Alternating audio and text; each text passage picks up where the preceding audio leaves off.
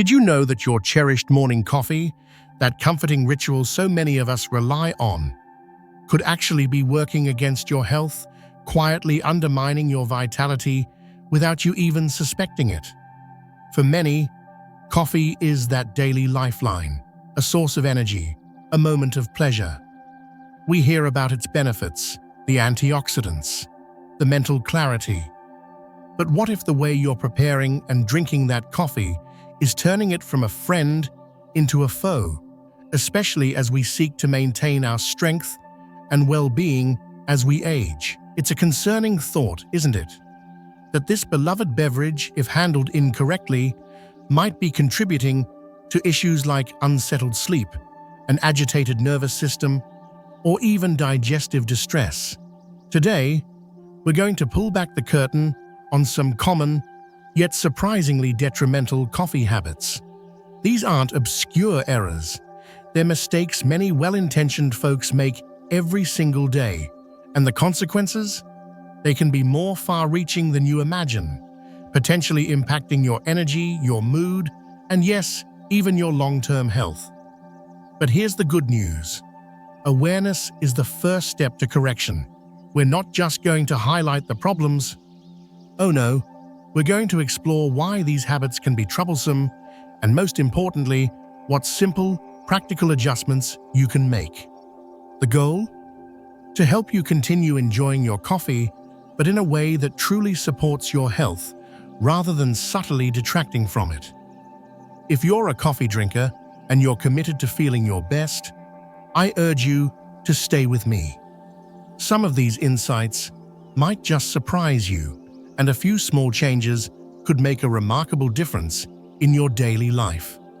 Are you ready to take a closer look at your coffee cup? Now let's be clear. Coffee, in its pure form, and when consumed mindfully, isn't inherently bad. In fact, there's a good body of research suggesting it can offer certain advantages. We've heard about its potential role in supporting brain health, possibly offering a shield against cognitive decline. Some studies even point to benefits for liver health and a temporary boost to metabolism. These are the headlines that make us feel good about our daily brew. However, and this is a significant however, these benefits are often predicated on ideal consumption. The moment we start altering the coffee itself or our habits around it, the picture can change dramatically. It's like a finely tuned instrument. One wrong string, and the harmony is lost. Many of us, in our quest for that perfect cup or that instant energy lift, might be unknowingly introducing elements that negate the good and amplify the potential for harm. It's this delicate balance that we often overlook, and that's what we need to scrutinize. 5 common coffee habits that could be harming you more than helping. Let's delve into some of these widespread practices. You might recognize a few in your own routine. But don't worry, the aim here isn't to make you feel guilty, but to empower you with knowledge. Mistake number 1. The more is better trap, overloading your system. It seems logical, doesn't it? If 1 cup gives you a lift, surely 3 or 4 will make you a superhero. Many of us fall into this trap, chasing that ever-elusive peak energy. But what if, instead of supercharging you, excessive coffee is actually putting your body under a hidden strain? Think about it. Caffeine is a powerful stimulant. It works by telling your brain to ignore tiredness signals. A little bit can be helpful, but too much can send your nervous system into overdrive. You might experience that jittery feeling, a racing heart, perhaps even a surge in anxiety you can't quite explain. It's your body saying, "This is too much." Over time, this constant state of high alert can contribute to what some call adrenal fatigue, where your body's stress response system becomes overworked, paradoxically leading to more persistent tiredness. You might find yourself needing coffee just to feel normal. a telltale sign of dependency. And then there's sleep, or the lack thereof. Even if your last cup is in the early afternoon, that caffeine can linger in your system for hours, sometimes 6 to 8 hours, or even more, depending on your personal metabolism. It might not stop you from falling asleep, but it can significantly disrupt the quality of your sleep, preventing you from reaching those deep, restorative stages. You wake up feeling unrefreshed, and what's the first thing you reach for? More coffee. It becomes a vicious cycle. So, what's the smarter approach? Listen to your body. For many, 2 to 3 moderate cups, ideally consumed before 2 p.m., is a more sustainable limit. If you find yourself feeling anxious or your sleep is suffering, consider cutting back. Perhaps switch to decaf in the afternoon if you enjoy the ritual. Could it be that less coffee, consumed more mindfully, actually leads to better overall energy? It's a question worth pondering. Mistake number 2, the sweet deception, turning a health drink into a sugar bomb. Oh, the allure of those flavored lattes, the creamy concoctions, the quick dash of sugar to take the edge off coffee's natural bitterness. It seems harmless enough, right?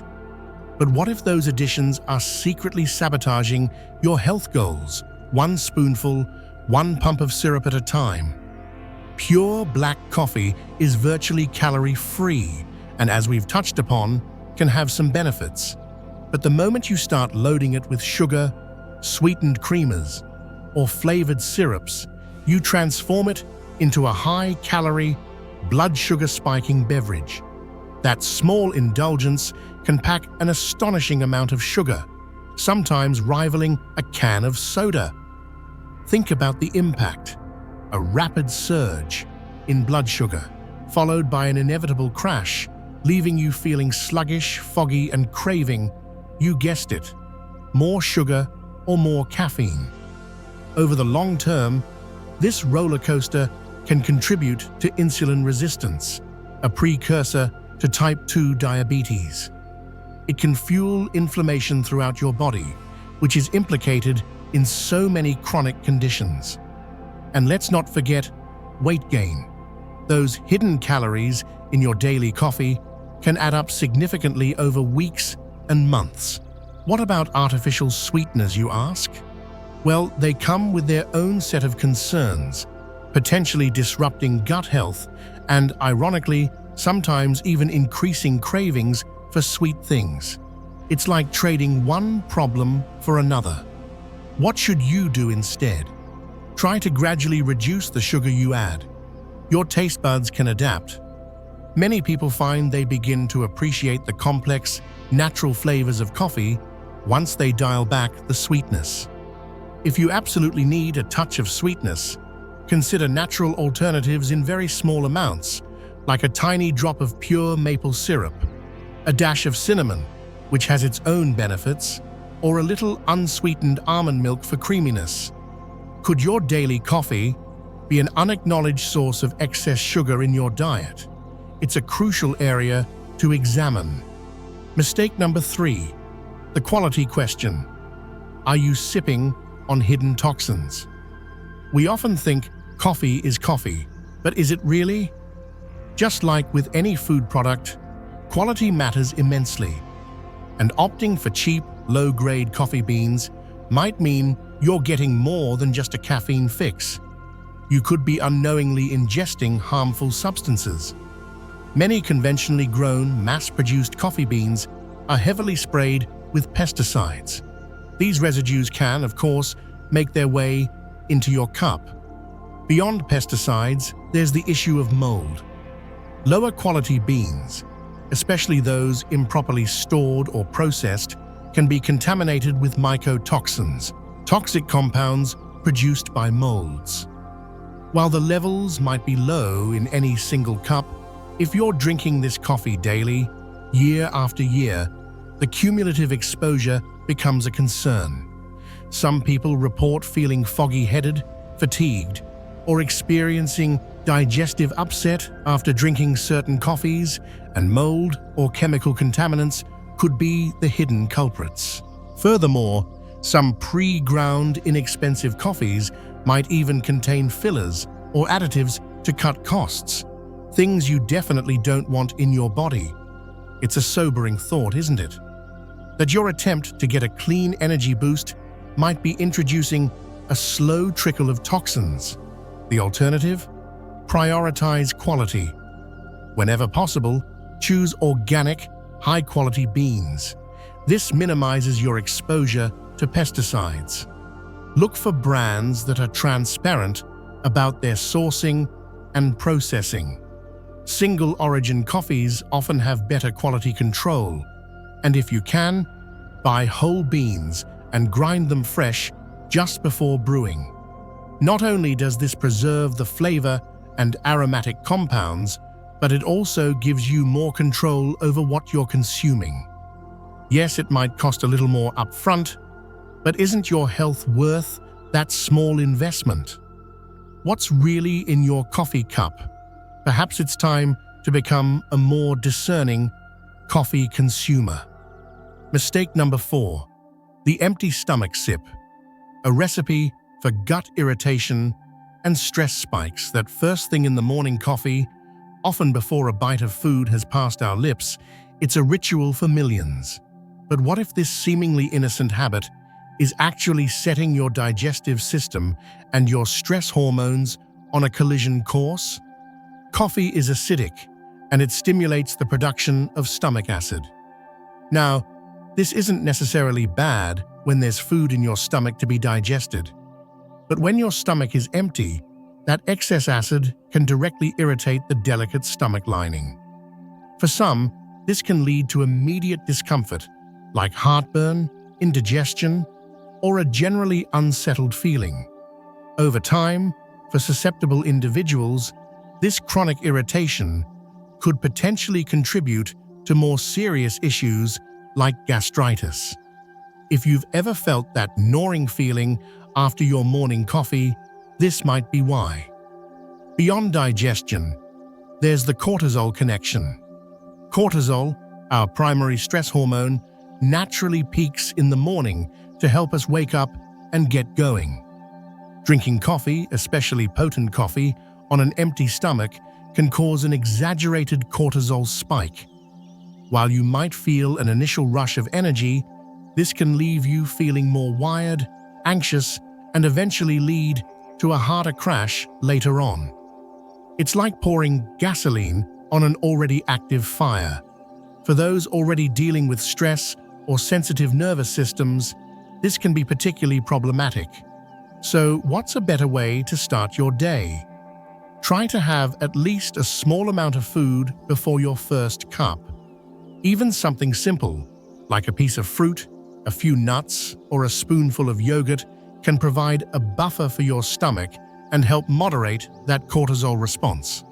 Perhaps delay your first coffee by 30 to 60 minutes after waking, allowing your natural cortisol rhythm to do its job first. Could this simple shift make your coffee experience smoother and your days feel more balanced? It's certainly worth experimenting with. Mistake number 5, the late-day brew. Stealing your precious sleep. We've touched on this briefly, but it deserves its own spotlight because it's such a common saboteur of good health. Drinking coffee too late in the day. That afternoon, pick-me-up might seem essential to power through the rest of your tasks, but are you inadvertently borrowing energy from tomorrow by sacrificing tonight's sleep? As we know, caffeine blocks adenosine, the brain chemical that signals sleepiness.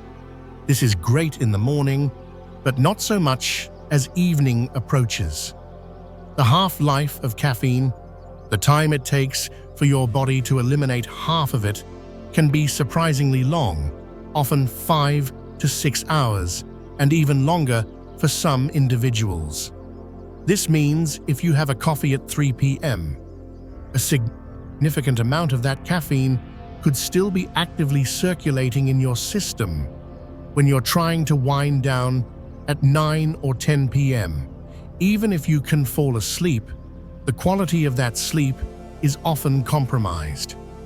Caffeine can reduce the amount of deep, slow-wave sleep and REM sleep, which are crucial for physical restoration, memory consolidation, and emotional regulation. You might wake up feeling like you haven't truly rested, even if you were in bed for a full 8 hours. This creates a tired, caffeine-tired cycle that's hard to break and can leave you feeling chronically fatigued and mentally dull. What's the solution here? It's quite straightforward. Establish a caffeine curfew. For most people, avoiding caffeinated coffee after 2 p.m. or 3 p.m. at the absolute latest is a wise move. If you are particularly sensitive to caffeine, you might even need to make that cutoff earlier. If you crave a warm, comforting beverage in the afternoon or evening, opt for herbal teas, decaffeinated coffee which still contains a tiny amount of caffeine, so be mindful, or even just warm water with a slice of lemon. Protecting your sleep is one of the most powerful things you can do for your overall health. Is your afternoon coffee habit quietly chipping away at your nightly restoration, making coffee work for you, not against you?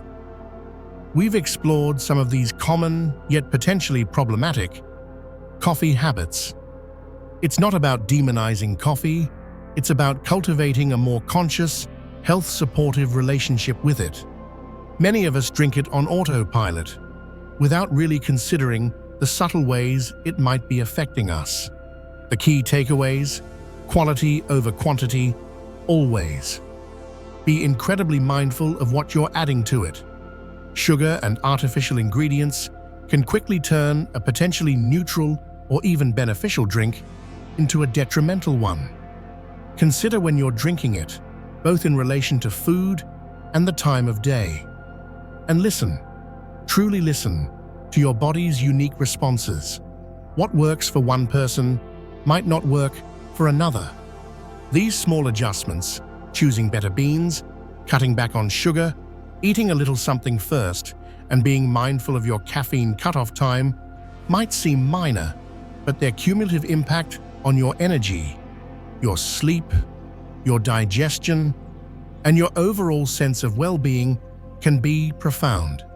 It's about making informed choices so that your daily coffee ritual genuinely enhances your life. Now, I'd love to hear from you. Having heard all this, take a moment to reflect. Is there one habit you recognize in your own coffee routine that you might reconsider? What's one change, however small, that you feel you could implement starting today? Share your thoughts in the comments below. Your insights and experiences can be incredibly helpful to others on this journey to better health. If you found this information valuable, please give this video a thumbs up, share it with your coffee-loving friends, they might thank you for it. And be sure to subscribe to the channel for more insights on living your healthiest life. Thank you so much for watching, and here's to enjoying your coffee wisely and well.